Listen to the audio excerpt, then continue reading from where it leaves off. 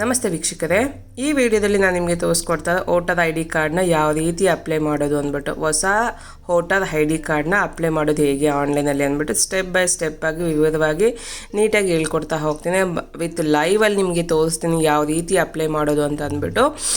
ಈ ವಿಡಿಯೋನ ಎಲ್ಲೂ ಸ್ಕಿಪ್ ಮಾಡದೆ ಪೂರ್ತಿಯಾಗಿ ನೋಡಿ, ನಿಮಗೆ ಅರ್ಥ ಆಗುತ್ತೆ ಯಾವ ರೀತಿ ಅಪ್ಲೈ ಮಾಡೋದು ಅಂತ ಅಂದ್ಬಿಟ್ಟು. ಜಸ್ಟ್ ಒಂದು 10 ನಿಮಿಷ ಆದರೆ ಸಾಕಾಗುತ್ತೆ. ಏನೆಲ್ಲ ಡಾಕ್ಯುಮೆಂಟ್ ಬೇಕಾಗುತ್ತೆ, ಯಾವ ರೀತಿ ಅಪ್ಲೋಡ್ ಮಾಡೋದು, ಯಾವ ರೀತಿ ಇದಕ್ಕೆ ರಿಜಿಸ್ಟ್ರೇಷನ್ ಆಗೋದು, ಯಾವ ರೀತಿ ಲಾಗಿನ್ ಆಗೋದು ಅಂತ ಅಂದ್ಬಿಟ್ಟು ಪ್ರತಿಯೊಂದು ಕೂಡ ನಾನು ಇಲ್ಲಿ ತೋರಿಸ್ಕೊಡ್ತಾ ಹೋಗ್ತೀನಿ, ನಿಮಗೆ ತಿಳಿಸ್ಕೊಡ್ತಾ ಹೋಗ್ತೀನಿ. ಇದಕ್ಕೂ ಮುಂಚೆ ನನ್ನ ಚಾನಲ್ಗೆ ಯಾರೆಲ್ಲ ಸಬ್ಸ್ಕ್ರೈಬ್ ಆಗಿಲ್ವೋ ಪ್ಲೀಸ್ ಸಬ್ಸ್ಕ್ರೈಬ್ ಆಗಿ ಬೆಲ್ ಐಕನ್ನ ಒತ್ತಿ ನನ್ನ ಹೊಸ ವೀಡಿಯೋಸ್ ನಿಮ್ಮ ಜೊತೆ ಶೇರ್ ಆಗುತ್ತೆ ಅಂತ ಹೇಳ್ತಾ ವಿಡಿಯೋನ ಸ್ಟಾರ್ಟ್ ಮಾಡೋಣ. ಬನ್ನಿ, ನೋಡ್ತಾ ಇರ್ಬೋದು ಈ ವೆಬ್ಸೈಟು. ನೀವು ಗೂಗಲಲ್ಲಿ ಹೋಗಿ ಸರ್ಚ್ ಕೊಟ್ಟರೆ ವೋಟರ್ ಕಾರ್ಡ್ ಸರ್ವಿಸ್ ಪೋರ್ಟಲ್ ಅಂತ ಹಾಕಿದ್ರೆ ಸಾಕು, ನಿಮಗೆ ಈ ವೆಬ್ಸೈಟ್ ಓಪನ್ ಆಗುತ್ತೆ. ಇಲ್ಲ ಅಂತಂದ್ರೆ ನಾನು ಈ ಲಿಂಕ್ನ ಡಿಸ್ಕ್ರಿಪ್ಷನಲ್ಲಿ ಹಾಕಿರ್ತೀನಿ, ಹೋಗಿ ಡಿಸ್ಕ್ರಿಪ್ಷನಲ್ಲಿ ಹೋಗಿ ಚೆಕ್ ಮಾಡ್ಬೋದು. ಓಕೆ, ಬನ್ನಿ ಇವಾಗ ವಿಡಿಯೋನ ಸ್ಟಾರ್ಟ್ ಮಾಡೋಣ. ಈ ಪೇಜಲ್ಲಿ ನೀವು ನೋಡ್ತಾ ಇರ್ಬೋದು ರೈಟ್ ಸೈಡಲ್ಲಿ ಲಾಗಿನ್ ಮತ್ತು ಸೈನ್ ಅಪ್ ಅಂತ ಅಂದ್ಬಿಟ್ಟು 2 ಆಪ್ಷನ್ಸ್ ಕಾಣ್ತಾ ಇದೆ. ಲಾಗಿನ್ ಅಂದರೆ ಆಲ್ರೆಡಿ ನೀವು ರಿಜಿಸ್ಟರ್ ಆಗಿದೆ, ಲಾಗಿನ್ ಆಗಬೇಕಾಗುತ್ತೆ. ಇನ್ನು ಲಾಗಿನ್ನೇ ಆಗಿಲ್ಲ, ನೀವು ಇನ್ನೂ ರಿಜಿಸ್ಟರ್ ಮಾಡ್ಕೊಂಡಿಲ್ಲ ಅಂದರೆ ಸೈನ್ ಅಪ್ ಆಗಬೇಕಾಗುತ್ತೆ. ಸೈನ್ ಅಪ್ ಆಗಿ ಯಾವ ರೀತಿ ಸೈನ್ ಇನ್ ಆಗೋದು, ಲಾಗಿನ್ ಆಗೋದು ಅಂದ್ಬಿಟ್ಟು ಕೂಡ ನಾನು ತೋರಿಸ್ಕೊಡ್ತಾ ಹೋಗ್ತೀನಿ. ನೋಡ್ಬೋದು ಈ ಸರ್ವಿಸಲ್ಲಿ, ಈ ಪೋರ್ಟಲ್ ವೋಟರ್ ಕಾರ್ಡ್ ಪೋರ್ಟಲಲ್ಲಿ ತುಂಬಾದಂಥ ಸರ್ವಿಸ್ ಇದೆ. ಹೊಸದಾಗಿರ್ಬೋದು, ಕರೆಕ್ಷನ್ ಆಗಿರ್ಬೋದು, ಡೌನ್ಲೋಡ್ ಆಗಿರ್ಬೋದು, ಟ್ರ್ಯಾಕ್ ಮಾಡೋದಾಗಿರ್ಬೋದು, ರಿಜೆಕ್ಟ್ ನೋಡ್ಬೋದು, ಪ್ರತಿಯೊಂದು ಕೂಡ ನೀವು ಇಲ್ಲಿ ಟ್ರ್ಯಾಕ್ ಮಾಡ್ಕೋಬೋದು.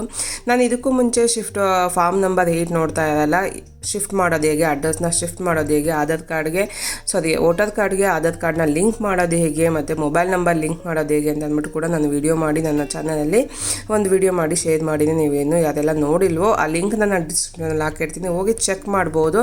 ಯಾವ ರೀತಿ ನಂಬರ್ ಲಿಂಕ್ ಆಗಿರ್ಬೋದು, ಅಡ್ರೆಸ್ ಆಗಿರ್ಬೋದು, ನಿಮ್ಮ ಫೋಟೋ ಆಗಿರ್ಬೋದು, ಪ್ರತಿಯೊಂದು ಕೂಡ ನೀವು ಚೇಂಜ್ ಮಾಡ್ಕೋಬೋದು. ನಿಮ್ಮ ಮೊಬೈಲಲ್ಲೇ ನೀವೇ ಆರಾಮಾಗಿ ಮಾಡ್ಕೋಬೋದು. ಇವಾಗ ಸೈನ್ ಅಪ್ ಆಗೋದು ಹೇಗೆ ಅಂತ ಅಂದ್ಬಿಟ್ಟು ತೋರಿಸ್ಕೊಡ್ತೀನಿ. ಫಸ್ಟ್ ಸೈನ್ ಅಪ್ ಆಗಬೇಕಾಗುತ್ತೆ. ಸೈನ್ ಅಪ್ ಮೇಲೆ ಕ್ಲಿಕ್ ಮಾಡಿದ ತಕ್ಷಣ ನೋಡ್ತಾ ಇರ್ಬೋದು ಈ ಪೇಜ್ ಓಪನ್ ಆಗುತ್ತೆ. ಈ ಪೇಜಲ್ಲಿ ಫಸ್ಟಲ್ಲಿ ನಿಮ್ಮ ಮೊಬೈಲ್ ನಂಬರ್ ಹಾಕೋಬೇಕಾಗುತ್ತೆ. ಮೊಬೈಲ್ ನಂಬರ್ ಹಾಕ್ಕೊಂಡು ಕ್ಯಾಪ್ಚರ್ ಕೋಡ್ ಏನು ಕಾಣ್ತಿದೆಯೋ ಕ್ಯಾಪ್ಚರ್ ಕೋಡ್ನ ಹಾಕ್ಕೊಂಡು ಕಂಟಿನ್ಯೂ ಕೊಡಬೇಕಾಗತ್ತೆ. ನೀವು ಇಮೇಲ್ ಐ ಡಿನ ಬೇಕಾದರೆ ಆಪ್ಷನಲ್, ಅದು ಬೇಕಂದರೆ ಹಾಕೊಬೋದು, ಇಲ್ಲಾಂದರೆ ಇಲ್ಲ. ಅಲ್ಲಿ ಏನು ರೆಡ್ ಮಾರ್ಕ್ ಕೊಟ್ಟೇ ಇಲ್ಲ, ಅಲ್ಲಿ ಬೇಕಾದರೆ ನೀವು ಹಾಕೋಬೋದು, ಎರಡನ್ನೂ ಕೊಡ್ಬೋದು. ನಾನು ಜಸ್ಟ್ ಮೊಬೈಲ್ ನಂಬರ್ ಹಾಕ್ಕೊಂಡು ಕಂಟಿನ್ಯೂ ಕೊಟ್ಟಿದ ತಕ್ಷಣ ನೋಡ್ತಾ ಇರ್ಬೋದು ನಿಮ್ಮ ಫಸ್ಟ್ ನೇಮ್ ಕೇಳ್ತಾರೆ. ಯಾರು ಅಪ್ಲೈ ಮಾಡ್ತಾ ಇರೋ ಅವರ ಆಧಾರ್ ಕಾರ್ಡಲ್ಲಿರೋವಂಥ ಫಸ್ಟ್ ನೇಮ್ ಕೇಳ್ತಾರೆ. ಲಾಸ್ಟ್ ನೇಮ್ ಇದ್ದರೆ ಹಾಕ್ಕೊಳ್ಳಿ, ಇಲ್ಲಾಂದರೆ ಅವಶ್ಯಕತೆ ಇಲ್ಲ. ಅದಾದಮೇಲೆ ಪಾಸ್ವರ್ಡ್ನ ಕ್ರಿಯೇಟ್ ಮಾಡ್ಕೋಬೇಕಾಗುತ್ತೆ. ನೀವು ಪಾಸ್ವರ್ಡ್ನ ಕ್ರಿಯೇಟ್ ಮಾಡ್ಕೋಬೇಕಾಗುತ್ತೆ. ಪಾಸ್ವರ್ಡ್ ಯಾವ ರೀತಿ ಕ್ರಿಯೇಟ್ ಮಾಡ್ಕೋಬೇಕು ಅಂದರೆ 8 ರಿಂದ 15 ಲೆಟರ್ಸ್ ಇರಬೇಕಾಗುತ್ತೆ. ಅದರಲ್ಲಿ small letters, capital letters, numbers ಮತ್ತು ಸ್ಪೆಷಲ್ ಕ್ಯಾರೆಕ್ಟರ್ಸ್ ಏನಿರುತ್ತೋ ಅದನ್ನ ಎಲ್ಲ ಮಿಕ್ಸ್ ಆಗಿ ಒಂದು ಪಾಸ್ವರ್ಡ್ನ ಕ್ರಿಯೇಟ್ ಮಾಡ್ಕೋಬೇಕಾಗುತ್ತೆ. ಪಾಸ್ವರ್ಡ್ ಕ್ರಿಯೇಟ್ ಮಾಡಿಕೊಂಡು ರಿಕ್ವೆಸ್ಟ್ OTP ಅಂತ ಕೊಟ್ಟಿದ ತಕ್ಷಣ ನೀವು ಮೊಬೈಲ್ ನಂಬರ್ ಏನು ರಿಜಿಸ್ಟರ್ಗೆ ಕೊಟ್ಟಿರ್ತೀರೋ ಆ ನಂಬರ್ಗೆ OTP ಹೋಗಿರುತ್ತೆ. ಆ ನಂಬರ್ ಆದಂಥ OTP ಹೋಗಿರುತ್ತೆ. ಆ OTP ಹಾಕ್ಕೊಂಡು ಇಲ್ಲಿ ವೆರಿಫೈ ಮಾಡ್ಕೋಬೇಕಾಗತ್ತೆ. ಟೈಮ್ ನೋಡ್ತಾ ಇರುತ್ತೆ, ಆ ಟೈಮ್ ಒಳಗಡೆ ನೀವು ವೆರಿಫೈ ಮಾಡ್ಕೋಬೇಕಾಗತ್ತೆ. ವೆರಿಫೈ ಅಂತ ಕೊಟ್ಟಿದ ತಕ್ಷಣ ನೋಡ್ತಾ ಇರ್ಬೋದು ಮೆಸೇಜ್ ಬಂದಿದೆ, you are successfully sign up, kindly login with your new credential ಅಂತ ತೋರಿಸ್ತಾ ಇದೆ. ಅಲ್ಲಿ ಲಾಗಿನ್ ಅಂತ ಕೊಟ್ಟಿದ ತಕ್ಷಣ ನೋಡ್ತಾ ಇರ್ಬೋದು ಲಾಗಿನ್ ಪೇಜ್ ಓಪನ್ ಆಗಿದೆ. ಇವಾಗ ಇಲ್ಲಿ ನಿಮ್ಮ ಮೊಬೈಲ್ ನಂಬರ್ ಹಾಕ್ಕೊಂಡು ಲಾಗಿನ್ ಆಗಬೇಕಾಗತ್ತೆ. ಏನು ರಿಜಿಸ್ಟರ್ ಮಾಡಿರ್ತೀರ ಮೊಬೈಲ್ ನಂಬರು ಆ ನಂಬರ್ನ ಇಲ್ಲಿ ಹಾಕ್ಕೋಬೇಕಾಗತ್ತೆ. ಮತ್ತು ಪಾಸ್ವರ್ಡ್ ಏನು ಕ್ರಿಯೇಟ್ ಮಾಡಿರ್ತೀರೋ ನೀವು ಆ ಪಾಸ್ವರ್ಡ್ನ ಇಲ್ಲಿ ಹಾಕ್ಕೊಂಡು ಕೆಳಗಡೆ ಕ್ಯಾಪ್ಚರ್ ಕೋಡ್ ಯಾವ ಥರ ಕಾಣ್ತಾ ಇದೆಯೋ ಅದೇ ಥರ ಸೇಮ್ ಟು ಸೇಮ್ ಹಾಕ್ಕೊಂಡು ಕ್ಯಾಪ್ಚರ್ ಕೋಡ್ ಹಾಕ್ಕೊಂಡು ಲಾಗಿನ್ ರಿಕ್ವೆಸ್ಟ್ OTP ಅಂತ ಇದೆಯಲ್ಲ, ರಿಕ್ವೆಸ್ಟ್ OTPಗೆ ಕಳಿಸ್ಬೇಕಾಗತ್ತೆ. ರಿಕ್ವೆಸ್ಟ್ OTP ಅಂತ ಕಳಿಸಿದ ತಕ್ಷಣ ನೀವು ಮೊಬೈಲ್ ನಂಬರ್ ಏನು ರಿಜಿಸ್ಟರ್ ಮಾಡಿರ್ತೀರೋ ಆ ನಂಬರ್ಗೆ 6 ನಂಬರ್ಸ್ ಅಂತ OTP ಹೋಗಿರುತ್ತೆ. ರಿಕ್ವೆಸ್ಟ್ OTP ಅಂತ ತಕ್ಷಣ ನೋಡ್ತಾ ಇರ್ಬೋದು ಇಲ್ಲಿ ಪೇಜ್ ಓಪನ್ ಆಯಿತು. ಇಲ್ಲಿ OTPನ ನೀವು ಬಂದಿರೋಂಥ OTPನ ಇಲ್ಲಿ ಹಾಕ್ಕೊಂಡು ವೆರಿಫೈ ಮತ್ತು ಲಾಗಿನ್ ಅಂತ ಕೊಡಬೇಕಾಗತ್ತೆ. ಲಾಗಿನ್ ಅಂತ ಕೊಟ್ಟ ತಕ್ಷಣ ನಿಮ್ಮ ಪೇಜ್ಗೆ ಓಪನ್ ಆಗುತ್ತೆ. ಇಲ್ಲಿ ಲಾಗಿನ್ ಆಗಿದ ತಕ್ಷಣ ನೋಡ್ತಾ ಇರ್ಬೋದು ಇಲ್ಲಿ ಯಾರ ಹೆಸರು ನಾವು ಲಾಗಿನ್ ಆಗಿರ್ತೀವೋ ಅವ್ರ ಹೆಸರು ಇಲ್ಲಿ ತೋರಿಸ್ತಾ ಇರುತ್ತೆ. ಲಾಗಿನ್ ಮತ್ತು ಸೈನ್ ಅಪ್ ಇರೋ ಜಾಗದಲ್ಲಿ ಲಾಗಿನ್ ಆಗಿರೋಂಥ ಹೆಸರು ತೋರಿಸುತ್ತೆ. ಇದಾದಮೇಲೆ ಕೆಳಗಡೆ ಬಂದರೆ ನೋಡ್ತಾ ಇರ್ಬೋದು ಇಲ್ಲಿ ಹೊಸ ವೋಟರ್ ಕಾರ್ಡ್ನ ನಾವು ಅಪ್ಲೈ ಮಾಡ್ತಾ ಇರೋದ್ರಿಂದ ಇಲ್ಲಿ ಫಾರ್ಮ್ ನಂಬರ್ 6 ಮೇಲೆ ಹೋಗಬೇಕಾಗುತ್ತೆ. ನ್ಯೂ ರಿಜಿಸ್ಟ್ರೇಷನ್ ಅಂತ ಇದೆಯಲ್ಲ, ಇಲ್ಲಿ fill the form number 6 if you are 18 years or above you will be turn 18 years in few months ಅಂತ ಇದೆ. ಇನ್ನು ಫ್ಯೂ ಮಂತ್ಸ್ ಒಳಗಡೆ ನೀವು 18 ವರ್ಷ ತುಂಬೋದ್ರಲ್ಲಿದ್ದರೆ ಅಂಥವ್ರು ಕೂಡ ಅಪ್ಲೈ ಮಾಡ್ಬೋದು. 1 ತಿಂಗಳು 2 ತಿಂಗಳು ಇರೋವಂಥದ್ದು ಅಂತ ಕೂಡ ಇದೆ. ಓಕೆ, ಅದ್ರ ಮೇಲೆ ಕ್ಲಿಕ್ ಮಾಡಿದ ತಕ್ಷಣ ಫಾರ್ಮ್ ನಂಬರ್ 6 ಮೇಲೆ ಕ್ಲಿಕ್ ಮಾಡಿದ ತಕ್ಷಣ ನೋಡ್ತಾ ಇರ್ಬೋದು ಫಾರ್ಮ್ ನಂಬರ್ 6 ಓಪನ್ ಆಗಿದೆ. ಇಲ್ಲಿ application for new voter I D card ಅಂತ ಇದೆ. ಇದು ನಮ್ಮ ಇಂಡಿಯಾದಲ್ಲಿ ಆಲ್ ಓವರ್ ಇಂಡಿಯಾದಲ್ಲಿ ಇದೊಂದು ಪೋರ್ಟಲ್ಲು.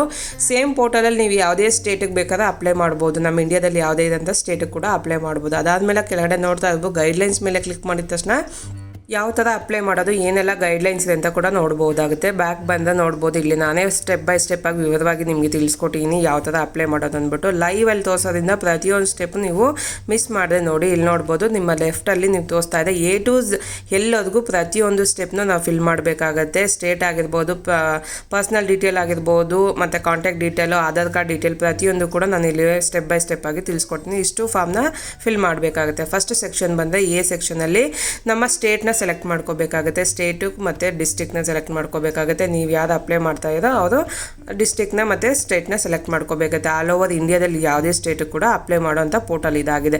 ಅದಾದಮೇಲೆ ನಿಮ್ಮ ಡಿಸ್ಟ್ರಿಕ್ಟಿಗೆ ಯಾವುದು ನಿಮ್ಮ ಅಸೆಂಬ್ಲಿ ಬರುತ್ತೆ ಅಂತ ಕೂಡ ನೀವು ಹಾಕ್ಕೊಬೇಕಾಗತ್ತೆ. ಯಾವ ತಾಲೂಕಲ್ಲಿ ಬರುತ್ತೆ ನಿಮಗೆ ಅಂತ ಅಂದ್ಬಿಟ್ಟು ನಾನು ಸೆಲೆಕ್ಟ್ ಮಾಡ್ಕೊತಾ ಇದ್ದೀನಿ. ಅದಾದಮೇಲೆ ಕೆಳಗಡೆ ಬಂದರೆ ನೆಕ್ಸ್ಟ್ ಸ್ಟೆಪ್ಗೆ ಬಿಗೆ ಹೋಗಬೇಕು ಅಂತಂದರೆ ಹಾಗೆ ಬಿಗೆ ಹೋಗೋಕ್ಕಾಗಲ್ಲ. ಇಲ್ಲಿ ಕೆಳಗಡೆ ನಿಮ್ಮ ರೈಟ್ ಸೈಡಲ್ಲಿ ನೋಡ್ಬೋದು ಚಿಕ್ಕದಾದಂಥ ಒಂದು ಬ್ಲೂ ಕಲರ್ ಬಾಕ್ಸ್ ನೋಡ್ತಾ ಇರಲ್ಲ. ಆ ಬಾಕ್ಸ್ ಮೇಲೆ ಕ್ಲಿಕ್ ಮಾಡಬೇಕಾಗುತ್ತೆ. ಏನಕ್ಕೆ ಅಂದರೆ ನೆಕ್ಸ್ಟ್ ಅನ್ನೋ ಬಟನ್ ಮೇಲೆ ಕ್ಲಿಕ್ ಮಾಡಿದ್ರೆ ನಿಮಗೆ ನೆಕ್ಸ್ಟ್ಗೆ ಹೋಗುತ್ತೆ, ಬಿ ಸೆಕ್ಷನ್ಗೆ ಹೋಗುತ್ತೆ. ಅಲ್ಲಿವರೆಗೂ ಬಿ ಆಪ್ಷನ್ಗೆ ಹೋಗೋದಿಲ್ಲ. ನೋಡ್ತಾ ಇರೋ ನೆಕ್ಸ್ಟ್ ಅಂತ ಕೊಟ್ಟಿದ ತಕ್ಷಣ ಬಿಗೆ ಹೋಗುತ್ತೆ. ಮೇಲ್ಗಡೆ ನೋಡ್ಬೋದು ಎ ಇಂದ ಬಿಗೆ ನೆಕ್ಸ್ಟ್ ಜಂಪ್ ಆಗಿದೆ. ಇಲ್ಲಿ ಬಿ ಅಲ್ಲಿ ಬಂದು ನಿಮ್ಮ ಪರ್ಸ್ನಲ್ ಡೀಟೇಲ್ಸ್ನ ಕೊಡಬೇಕಾಗುತ್ತೆ. ಬಿ ಅಲ್ಲಿ ನಿಮ್ಮ ಪರ್ಸ್ನಲ್ ಡೀಟೇಲ್ಸ್ನ ಹಾಕಬೇಕಾಗುತ್ತೆ. ಅಂದರೆ ನಿಮ್ಮ ಹೆಸರನ್ನ ಹಾಕಬೇಕಾಗತ್ತೆ. ನಿಮ್ಮ ಹೆಸರೇನು, ನಿಮ್ಮ ಸರ್ನೇಮಿನ ಇದ್ದರೆ ಹಾಕಬೇಕಾಗುತ್ತೆ. ಇಲ್ಲಿ ಹಾಕ್ಬಿಟ್ಟು ನಿಮ್ಮದೊಂದು ಫೋಟೋನ ಇಲ್ಲಿ 2 MB ಒಳಗಡೆ ನಿಮ್ಮ ಫೋಟೋನ JPG ಫಾರ್ಮೇಟಲ್ಲಿ ನಿಮ್ಮ ಫೋಟೋ ಕೂಡ ಇಲ್ಲಿ ಅಪ್ಲೋಡ್ ಮಾಡಬೇಕಾಗತ್ತೆ. ಚೂಸ್ ಫೈಲ್ ಅಂತ ಇದೆಯಲ್ಲ ಅದ್ರ ಮೇಲೆ ಕ್ಲಿಕ್ ಮಾಡಿದ ತಕ್ಷಣ ನಿಮ್ದೊಂದು ಫೋಟೋನ ಸೆಲೆಕ್ಟ್ ಮಾಡ್ಕೋಬೇಕಾಗುತ್ತೆ. ಸೆಲೆಕ್ಟ್ ಮಾಡಿಕೊಂಡು ಕ್ರಾಪ್ ಮಾಡ್ಕೋಬೇಕಾಗುತ್ತೆ. ನೋಡ್ತಾ ಇರ್ಬೋದು ಕ್ರಾಪ್ ಮಾಡ್ಕೊಂಡು ಸೇವ್ ಅಂತ ಕೊಟ್ಟಿದ ತಕ್ಷಣ ಹ್ಯೂಮನ್ ಫೇಸ್ ಡಿಟೆಕ್ಟೆಡ್ ಸಕ್ಸಸ್ಫುಲಿ ಅಂತ ಬಂದಿದೆ. ನೀವು ಅದನ್ನು ಡಿಟೆಕ್ಟ್ ಕೂಡ ಆಗುತ್ತೆ. ಅದು ಫೇಸು ಅಲ್ವಾ ಅಂತ ಅದು ಡಿಟೆಕ್ಟ್ ಆಗುತ್ತೆ. ಅದು ಫೇಸ್ ಆದಮೇಲೆ ಸೇವ್ ಆಗುತ್ತೆ. ಸೇವ್ ಆದಮೇಲೆ ನೋಡ್ತಾ ಇರ್ಬೋದು ಅದು ಬ್ಲೂ ಕಲರ್ ಬಂದಿದೆ. ಇಲ್ಲ ಅಂತಂದರೆ ಅದು ರೆಡ್ ಮಾರ್ಕ್ ಬರುತ್ತೆ. ಅದಾದಮೇಲೆ ನೆಕ್ಸ್ಟ್ ಅಂತ ನೋಡ್ತಾ ಇರಲ್ಲ, ಅದು ನೆಕ್ಸ್ಟ್ ಮೇಲೆ ಕ್ಲಿಕ್ ಮಾಡಬೇಕಾಗುತ್ತೆ. ನೆಕ್ಸ್ಟ್ ಅಂತ ಕೊಟ್ಟಿದ ತಕ್ಷಣ ನೆಕ್ಸ್ಟ್ ಹೋಗೋದು ರಿಲೇಟಿವ್ ಡೀಟೇಲ್ಸ್ ಮೇಲೆ ಹೋಗುತ್ತೆ.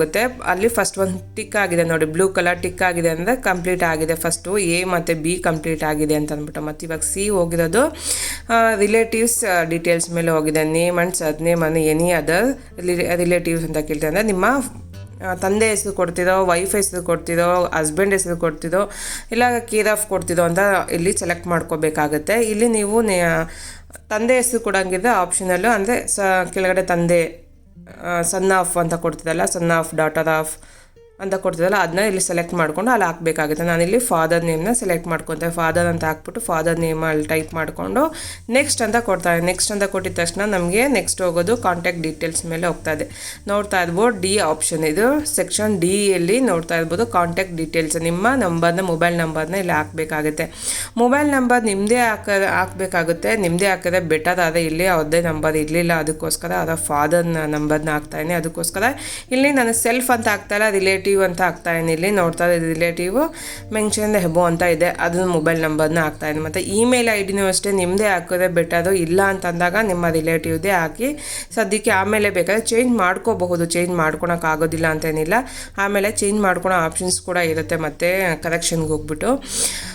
ಓಕೆ, ಇದು ಅದಾದಮೇಲೆ ಇಮೇಲ್ ಐ ಡಿ ಮತ್ತು ನಿಮ್ಮ ಮೊಬೈಲ್ ನಂಬರ್ ಹಾಕ್ಕೊಂಡು ನೆಕ್ಸ್ಟ್ ಅಂತ ಹೋಗಬೇಕಾಗುತ್ತೆ. ನೆಕ್ಸ್ಟ್ ಅಂತ ಕ್ಲಿಕ್ ಮಾಡಿದ ತಕ್ಷಣ ನೋಡ್ತಾ ಇರ್ಬೋದು ಕಾಂಟ್ಯಾಕ್ಟ್ ಡೀಟೇಲ್ಸ್ ಸಕ್ಸಸ್ಫುಲ್ ಆಗಿದೆ. ಅಲ್ಲಿ ಟಿಕ್ ಮಾರ್ಕ್ ಬಂದಿದೆ, ಬ್ಲೂ ಕಲರ್ ಟಿಕ್ ಮಾರ್ಕ್ ಬಂದಿದೆ. ಅದಾದಮೇಲೆ ನೆಕ್ಸ್ಟ್ ಹೋಗೋದು ಆಧಾರ್ ಕಾರ್ಡ್ ಡೀಟೇಲ್ಸ್ ಕೇಳ್ತಾ ಇದೆ. ಈ ಸೆಕ್ಷನ್ಗೆ ಬಂದಿದೆಯಲ್ಲ, ಈ ಸೆಕ್ಷನಲ್ಲಿ ನಿಮ್ಮ ಆಧಾರ್ ಕಾರ್ಡ್ ಡೀಟೇಲ್ ಕೇಳ್ತಾ ಇದೆ. ಈ ಆಧಾರ್ ಕಾರ್ಡ್ ಡೀಟೇಲಲ್ಲಿ ಫಸ್ಟ್ ಆಪ್ಷನ್ ಸೆಲೆಕ್ಟ್ ಮಾಡ್ಕೋಬೇಕಾಗುತ್ತೆ. ಆಧಾರ್ ಕಾರ್ಡ್ ಹಾಕಿದ್ರೆ ನಿಮ್ಮ ಆಧಾರ್ ಕಾರ್ಡು ಹಾಕ್ಕೊಂಡ್ರೆ ಬೆಟರ್. ಏಕೆಂದರೆ ಆಧಾರ್ ಕಾರ್ಡ್ ಎಲ್ಲದಕ್ಕೂ ಪ್ರತಿಯೊಂದಕ್ಕೂ ಲಿಂಕ್ ಆಗಿರಲೇಬೇಕು ಇವಾಗ. ಅದಕ್ಕೋಸ್ಕರ ನಿಮ್ಮ ಆಧಾರ್ ಕಾರ್ಡ್ ಹಾಕ್ಕೊಂಡ್ರೆ ಬೆಟರ್.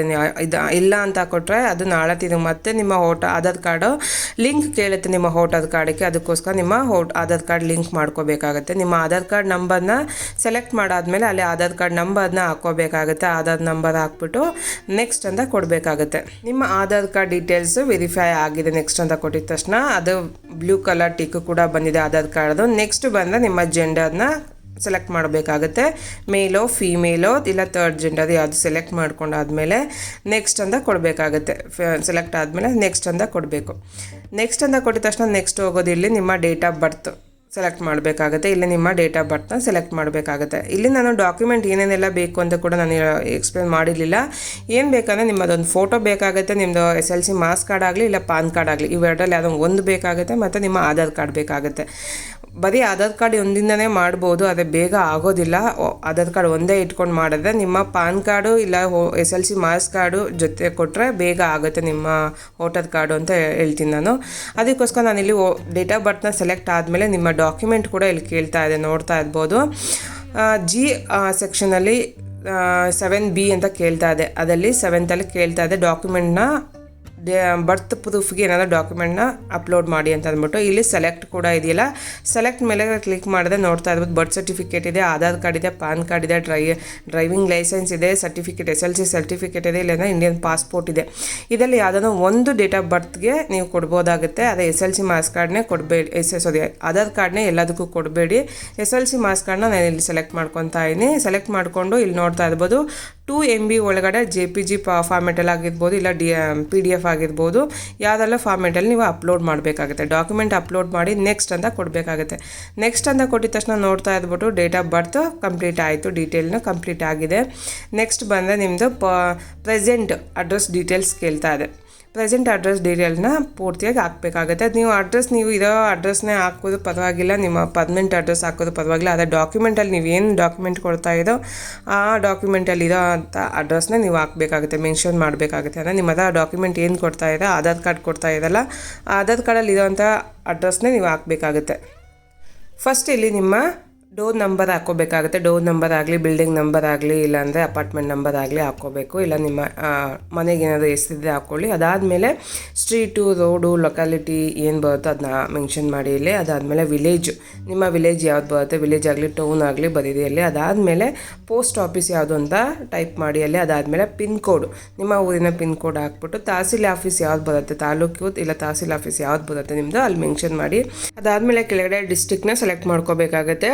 ಸ್ಟೇಟ್ ಆಟೋಮೆಟಿಕ್ ಅಲ್ಲೇ ಇರುತ್ತೆ. ಅದಾದಮೇಲೆ 8th B ಅಲ್ಲಿ ನೋಡ್ತಾ ಇರಬೇಕು, ಡಾಕ್ಯುಮೆಂಟ್ನ ಅಪ್ಲೋಡ್ ಮಾಡಬೇಕಾಗುತ್ತೆ. ಡಾಕ್ಯುಮೆಂಟ್ನ ಸೆಲೆಕ್ಟ್ ಮಾಡಿಕೊಂಡು ಪ್ರೂಫ್ನ ಸೆಲೆಕ್ಟ್ ಮಾಡ್ಕೋಬೇಕಾಗುತ್ತೆ. ಅದಾದಮೇಲೆ ಡಾಕ್ಯುಮೆಂಟ್ ಸೆಲೆಕ್ಟಲ್ಲಿ ನೀವು ನೋಡ್ಬೋದು gas bill, water bill, electrical bill ಯಾವುದಾದ್ರೂ ಒಂದನ್ನು ಹಾಕಬೇಕಾಗುತ್ತೆ. ಆಧಾರ್ ಕಾರ್ಡು, ಇಲ್ಲ ನ್ಯಾಷನಲೈಸ್ ಬ್ಯಾಂಕ್ ಪಾಸ್ಬುಕ್ಕು, ಪಾಸ್ಪೋರ್ಟು, ಇಲ್ಲ ನಿಮ್ಮ ಸೇಲ್ ಡೀಡು, ಇಲ್ಲ ನಿಮ್ಮ ರೆಂಟಲ್ ಅಗ್ರಿಮೆಂಟ್ ಇದ್ದರೆ ಇಲ್ಲಿ ಯಾವುದಾದ್ರೂ ಒಂದೊಂದು ಡಾಕ್ಯುಮೆಂಟ್ನ ಇಲ್ಲಿ ಸ್ಕ್ಯಾನ್ ಮಾಡಿ ಅಪ್ಲೋಡ್ ಮಾಡಬೇಕಾಗುತ್ತೆ. ನೋಡ್ತಾ ಇದ್ವಿ ನಾನಿಲ್ಲಿ ಆಧಾರ್ ಕಾರ್ಡ್ನ ಸೆಲೆಕ್ಟ್ ಮಾಡ್ಕೊತಾ ಇದ್ದೀನಿ. ಆಧಾರ್ ಕಾರ್ಡ್ ಸೆಲೆಕ್ಟ್ ಮಾಡಿಕೊಂಡು ಅದೊಂದು 2 MB ಒಳಗಡೆ ಸ್ಕ್ಯಾನ್ ಮಾಡಿ ಇಟ್ಕೊಂಡಿದ್ದೀನಿ. ಅದನ್ನು ಚೂಸ್ ಫೈಲಲ್ಲಿ ನಾನು ಅಪ್ಲೋಡ್ ಮಾಡ್ಕೊತಾ ಇದ್ದೀನಿ.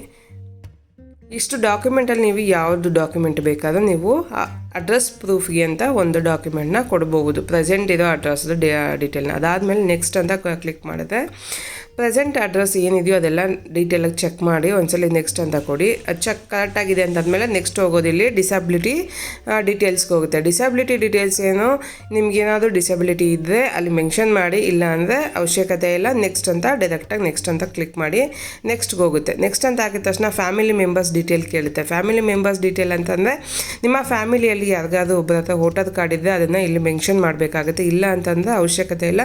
ನೆಕ್ಸ್ಟ್ ಅಂತ ಮಾಡಿ. ಇದ್ದರೆ ನೀವು ಮಾಡಿದ್ರೆ ಬೆಟ್ಟದು ಬೇಗ ನಿಮ್ಮ ವೋಟರ್ ಕಾರ್ಡ್ ಜನ್ರೇಟ್ ಆಗುತ್ತೆ. ಅವರ ರೆಫರೆನ್ಸಲ್ಲಿ ನಿಮ್ಮ ವೋಟರ್ ID ಕಾರ್ಡ್ ಬೇಗ ಜನ್ರೇಟ್ ಆಗುತ್ತೆ ಅನ್ನೋ ಕಾರಣಕ್ಕೆ ನಿಮ್ಮ ಫ್ಯಾಮಿಲಿಯಲ್ಲಿ ಯಾರದೇ ಆಗಿರ್ಬೋದು ಅವರ ಹೆಸರನ್ನ ಇಲ್ಲಿ ಟೈಪ್ ಮಾಡಿ.